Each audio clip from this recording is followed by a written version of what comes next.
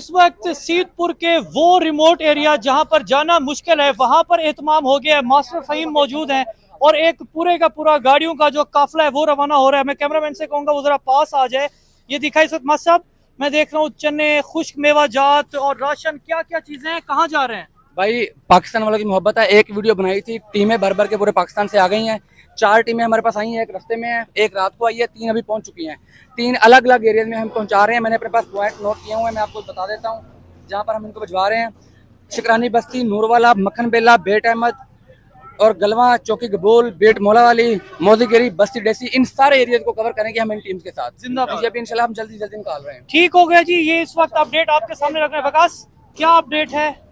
आने वाले जो लोग हैं, कुछ लोकेशन कौन सी हैं जो आप पिन पॉइंट बताएंगे जिनको वहां जाना चाहिए? पिन पॉइंट ना, ये तकरीबन 3-4 एरिया हैं, आप उन मौजों में चले जाएं। कौन कौन से? खनानी, शेखानी, अपना उसके बाद खानगढ़ हो गया, कुंदाई हो गया, ठीक है, बेट गुलाम बख्श हो गया, ये एक एरियाज हैं। ठीक है, अब कच्ची लाल, ये कच्ची लाल में कोई भी नहीं गया, ये आखिरी मौजा है ना, आखिरी यूनियन कौंसिल अपना वो बन रहा है। कच्ची लाल, कुंदाई और सीतपुर के रिमोट एरियाज, खानगढ़, दोमा, ये वो लोकेशन है जो आने वालों को पिन कर लेनी चाहिए। मजीद किसी भी तरह की रहनुमाई के लिए हमारे जो वॉलंटियर्स हैं वो 24/7 यहाँ पर अवेलेबल हैं।